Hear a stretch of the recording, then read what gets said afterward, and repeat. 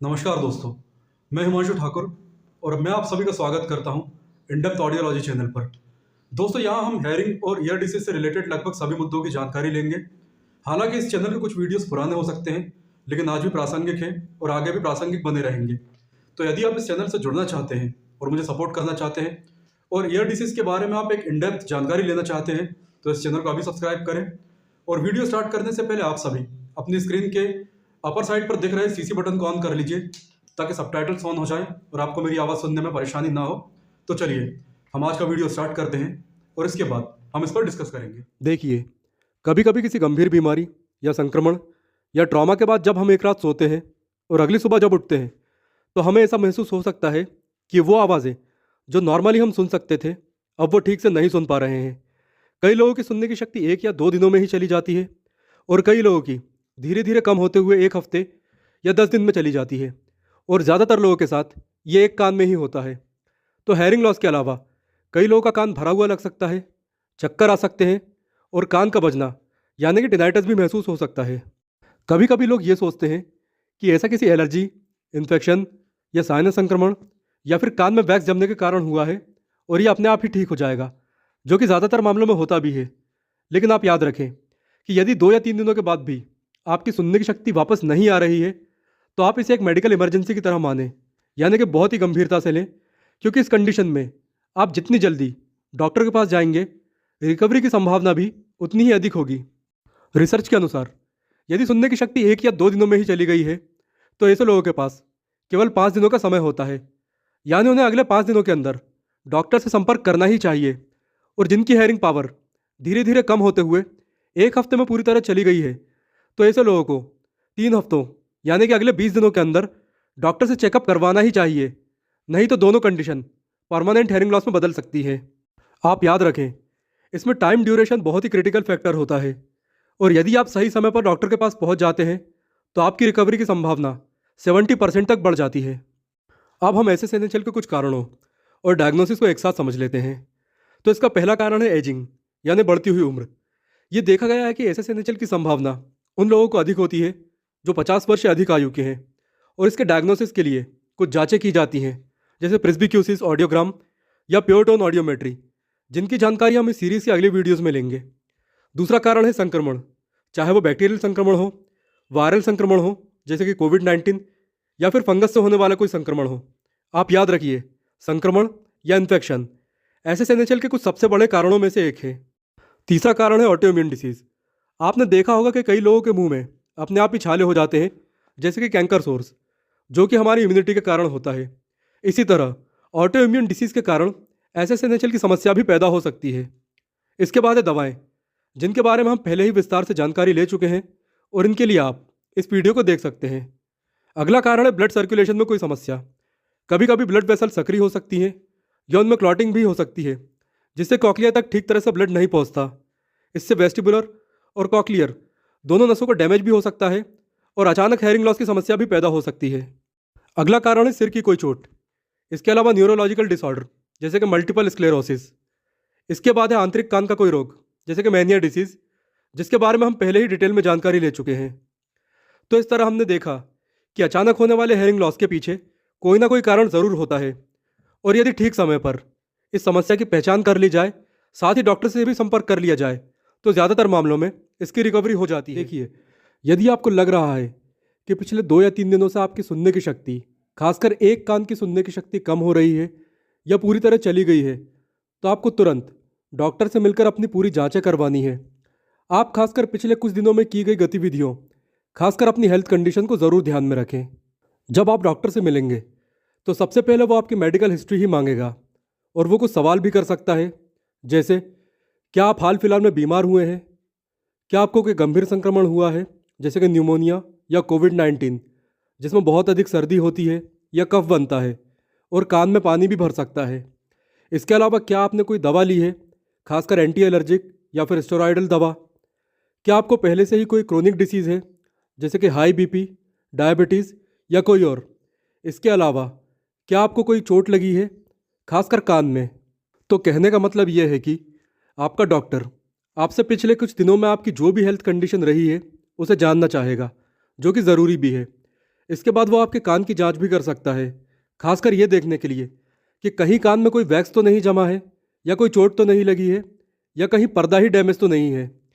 यदि इन जांचों में कुछ निकल कर आता है तो आगे का उपचार इनके आधार पर किया जाएगा, और यदि नहीं तो audiogram test, presbycusis test, pure tone audiometry और इसके अलावा कुछ और टेस्ट भी कर सकता है, ताकि ये पता लगाया जा सके कि हेयरिंग लॉस कितना है और किस तरह का है।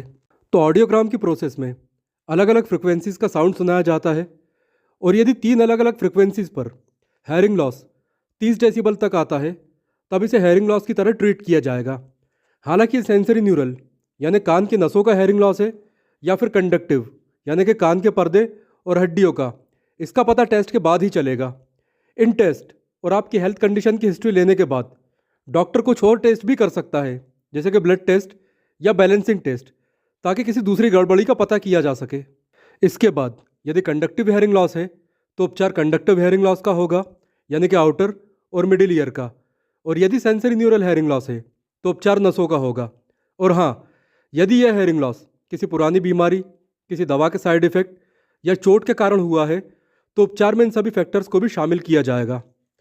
तो इस तरह हमने जाना कि दूसरी चीज़ जो अचानक होने वाली सुनने की शक्ति की कमी के मामले में हमें करना चाहिए वो ये है कि अपनी पिछली मेडिकल कंडीशन को ध्यान में रखें और डॉक्टर को वो सभी जानकारियाँ दें जो कि ज़रूरी है। इससे sudden sensory neural hearing loss की रिकवरी की संभावना काफ़ी बढ़ जाती है।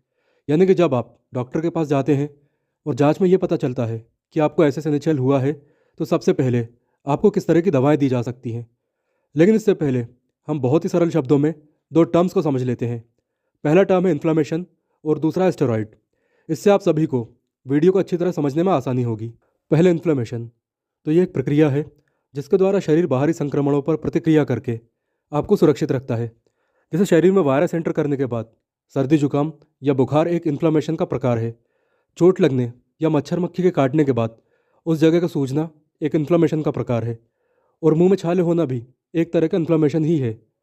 वैसे तो इन्फ्लेमेशन तब होता है जब हानिकारक पदार्थ शरीर में प्रवेश करता है, लेकिन कभी कभी अपनी इम्यूनिटी ही शरीर में इन्फ्लेमेशन पैदा कर देती है, जैसे कि अर्थराइटिस में होता है। अब है स्टेरॉइड्स। तो स्टेरॉइड्स हमारे शरीर में प्राकृतिक रूप से पाए जाने वाले हार्मोन्स की सिंथेटिक कॉपी होते हैं, यानी इन्हें इंसानों द्वारा प्रयोगशालाओं में बनाया जाता है।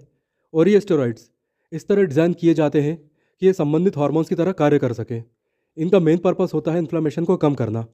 मान लीजिए किसी की बॉडी में यदि कोई बैक्टीरिया एंटर कर गया है और उसका कोई बॉडी पार्ट लाल पड़ गया है, या वहाँ सूजन आ गई है, या तरल पदार्थ भर गए हैं, तो इसे एक साथ हम इन्फ्लेमेशन कह सकते हैं। और स्टेरॉइड्स इस इन्फ्लेमेशन को कम या ख़त्म करते हैं। तो इस तरह हम जान चुके हैं कि इन दोनों टर्म्स का क्या मतलब होता है। तो अब हम ये जान लेते हैं कि हमारे इस वीडियो के लिए ये दोनों टर्म्स क्यों ज़रूरी हैं। देखिए, जैसा कि मैं आपको बता चुका हूँ कि sudden sensory neural hearing loss के संबंध में डॉक्टर सबसे पहले उस कारण को ही ठीक करने का प्रयास करेगा जिसके कारण इस तरह का हेयरिंग लॉस हुआ है। और कारणों के बारे में हम पिछले वीडियोज़ में बात कर चुके हैं। कारणों का पता लगाने के बाद वो ऐसी दवाएं देगा जो उनसे संबंधित होगी। और यदि उसे लगता है कि SSNHL के पीछे कोई स्पेसिफिक कारण नहीं है और ये क्यों हुआ है और कैसे हुआ है ये समझ में नहीं आ रहा है, तब वो इसे इडियोपैथिक मानते हुए स्टेरॉइड के इंजेक्शन का यूज़ कर सकता है। यानी कि ये तो साफ है कि बॉडी में इन्फ्लेमेशन हुआ है और तभी कॉक्लिया के हेयर्स अचानक डैमेज हुए हैं। और क्योंकि अभी इन्फ्लेमेशन ज़्यादा पुराना नहीं है और इसे कंट्रोल कर लिया जाए तो कॉक्लिया को फर्दर डैमेज से बचाया जा सकता है। इसलिए डॉक्टर बाकी दवाओं के अलावा सबसे पहले स्टेरॉइड्स का ही उपयोग करते हैं। और जब SSNHL का कारण समझ नहीं आता है तब यही फर्स्ट लाइन ऑफ ट्रीटमेंट होता है, जिसके रिजल्ट बहुत ही अच्छे आते हैं। यानी कि स्टेरॉइड के उपयोग के बाद 70% लोगों के sudden sensory neural hearing loss में इंप्रूवमेंट देखने को मिलता है। वैसे तो डॉक्टर कंडीशन के हिसाब से स्टेरॉइड का यूज़ कर सकते हैं, लेकिन सबसे अधिक डेक्सामेथासोन का उपयोग किया जाता है। इसलिए यदि आपको रिसेंटली ये समस्या हुई है तो बाकी ट्रीटमेंट के अलावा आप अपने डॉक्टर से स्टेरॉइड के इंजेक्शन के बारे में भी बात करें, जो कि इंट्राटिम्पैनिक यानी कान के पर्दे में बहुत छोटा सा छेद करके इंजेक्शन के माध्यम से दिया जाता है। तो डॉक्टर के पास जाने, मेडिकल हिस्ट्री और स्टेरॉइड के यूज़ पर हम बात कर चुके हैं, इसलिए अब बाकी दवाओं के बारे में भी बात कर लेते हैं। देखिए, स्टेरॉइड के अलावा sudden sensory neural hearing loss की कंडीशन में इम्प्रूवमेंट लाने के लिए आपको मल्टीविटामिन्स दी जा सकती हैं। मल्टीविटामिन्स का फ़ायदा ये होता है कि स्टेरॉइड के साथ मिलकर इन्फ्लेमेशन को ओवरकम करती हैं और साथ ही ब्लड में ऑक्सीजन लेवल और ब्लड की ऑक्सीजन कैरी करने की क्षमता को भी मदद करती हैं। जैसा कि मैंने बताया है, कॉक्लिया के हेयर्स यदि अस्थायी रूप से डैमेज हुए हैं तो इसका सबसे बड़ा कारण इन्फ्लेमेशन ही होता है, जिसे केवल सही न्यूट्रिशन और पर्याप्त ऑक्सीजन देकर ही ठीक किया जा सकता है। और यही सिद्धांत हमारे शरीर के बाकी अंगों या पूरे शरीर पर लागू होता है। इसका सबसे अच्छा उदाहरण है हमारा हार्ट। जब शराब, सिगरेट, अनहेल्दी फूड या दूसरे किसी भी कारण से हार्ट में इन्फ्लेमेशन होती है, तब इस तक हमारे खून द्वारा पहुंचाए जाने वाले पोषक तत्वों और ऑक्सीजन में कमी आती है। यदि हार्ट तक ठीक तरह से न्यूट्रिएंट्स यानी पोषक तत्व और ऑक्सीजन नहीं पहुंचती तो परिणाम हार्ट अटैक के रूप में सामने आता है। यही सिद्धांत कॉक्लिया पर भी लागू होता है और इसी डैमेज को रोकने के लिए डॉक्टर सबसे पहले स्टेरॉइड द्वारा इन्फ्लेमेशन को कम करते हैं और प्रॉपर न्यूट्रिएंट्स के लिए आपको मल्टीविटामिन्स देते हैं। आप में से जो लोग भी हेयरिंग लॉस की समस्या से पीड़ित हैं, उन्होंने गौर किया होगा कि बाकी दवाओं के साथ आपको मल्टीविटामिन्स ज़रूर दी जाती हैं। तो यहाँ मैं आपको केवल 4 विटामिन्स और मिनरल्स की जानकारी देने वाला हूँ, जो अचानक होने वाली सुनने की शक्ति में कमी को इम्प्रूव करने के लिए बहुत ही ज़रूरी हैं। तो पहला है विटामिन B12, दूसरा है फॉलिक एसिड यानी कि विटामिन B9, तीसरा है विटामिन D और चौथा न्यूट्रिएंट है जिंक। ये सभी हमारे रेड ब्लड सेल को स्वस्थ बनाए रखने में और ऑक्सीजन को कैरी करने में सहायता करते हैं। आप जानते ही हैं कि RBC यानी कि रेड ब्लड सेल्स ऑक्सीजन को पूरी बॉडी में ले जाते हैं। तो ये 4 विटामिन्स और मिनरल्स उन सभी लोगों की सहायता कर सकते हैं जो sudden sensory neural hearing loss की समस्या से पीड़ित हैं। साथ ही मैं आपको ये भी बताना चाहूँगा कि कोशिश करें कि आप इन्हें रात में ही लें या तब लें जब आप कम से कम 4 से लेकर 6 घंटों के लिए कोई दूसरा विटामिन्स, स्पेशली विटामिन C ना ले रहे हैं। देख सकते हैं, पहले के भागों में हम डॉक्टर से परामर्श से लेकर दवाओं, स्टेरॉइड और न्यूट्रिएंट्स के बारे में बात कर चुके हैं। इसलिए इस वीडियो में हम कुछ फिजिकल मेथड्स और कुछ स्पेसिफिक फिजिकल एक्सरसाइज के बारे में बात करेंगे, जिससे कि आपकी बॉडी में ऑक्सीजन सप्लाई वेल मेंटेन रहेगी और इससे ना केवल सुनने की शक्ति वापस आने में सहायता मिलेगी, बल्कि ओवरऑल हेल्थ भी काफ़ी बेहतर रहेगी। अब हम सीधे टॉपिक पर आते हैं और एक बहुत ही common but effective physical technique के बारे में जानकारी लेते हैं, जिसके बारे में आपने कोविड-19 पैंडेमिक के समय सुना होगा।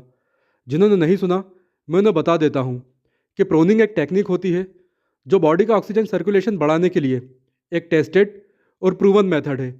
इसमें हमें फेस डाउन करके लेटना होता है, यानी कि पेट के बल लेटना होता है, और इसमें कुछ तकियों की ज़रूरत होती है। और यह वास्तव में ब्लड ऑक्सीजन लेवल बढ़ाने में उपयोगी टेक्निक है। इस टेक्निक को हम घर पर आसानी से कर सकते हैं, केवल कुछ तकियों की ज़रूरत होती है। आप प्रोनिंग टेक्निक सीखने के लिए इंटरनेट पर कोई भी वीडियो देख सकते हैं, लेकिन याद रखें, प्रोनिंग पूरे दिन भर में 30 मिनट से ज़्यादा नहीं करनी चाहिए।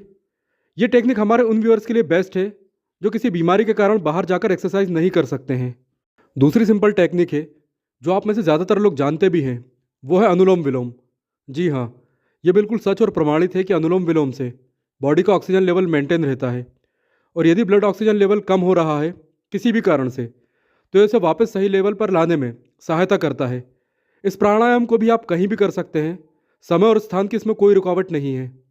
इसमें मेडिटेशन पोजीशन यानी कि ध्यान की मुद्रा में बैठकर सीधे हाथ के अंगूठे से राइट नॉस्ट्रिल को बंद करके लेफ्ट नॉस्ट्रिल से सांस लेनी होती है, और सांस को कुछ देर जैसे कि 8 से लेकर 10 सेकंड तक बॉडी में रोकने के बाद राइट नॉस्ट्रिल का अंगूठा हटाकर राइट नॉस्ट्रिल से ही सांस को बाहर छोड़ना होता है। इसके बाद सेम प्रोसेस लेफ्ट थंब और लेफ्ट नॉस्ट्रिल के साथ दोहरानी होती है, और यकीन मानिए इसके बेनिफिट बहुत ही अच्छे हैं, और ये भारत द्वारा पूरी दुनिया के लोगों को दिया गया एक गिफ्ट है। चलिए अब नेक्स्ट टेक्निक की तरफ चलते हैं, जिससे बॉडी का ऑक्सीजन लेवल इंस्टेंटली बढ़ जाता है, और वो टेक्निक है वॉक करते हुए डीप ब्रीदिंग, यानी कि घूमते फिरते हुए मॉर्निंग या इवनिंग वॉक पर गहरी सांस लेना। इससे बॉडी में ऑक्सीजन का लेवल इंस्टेंटली बढ़ जाता है और आप बेहतर महसूस करते हैं। लेकिन आप ध्यान रखें कि जहां आप वॉक कर रहे हों वो हवा ताज़ी और पॉल्यूशन फ्री होनी चाहिए। इसलिए आप कोशिश करें कि किसी गार्डन या खुली जगह जहां गाड़ियों का धुआं ना हो, वहां इस टेक्निक को करें। जो लोग सुबह के समय ये करना चाहते हैं वो विशेष रूप से ध्यान रखें कि सुबह के समय एटमॉस्फेयर में जो भी हैवी पार्टिकल होते हैं वो नीचे की ओर आते हैं, और इससे इस बात का रिस्क बढ़ जाता है कि वो सांस के साथ हमारे शरीर में भी जा सकते हैं। इसलिए आप सड़कों पर वॉकिंग और डीप ब्रीदिंग एक्सरसाइज ना करें।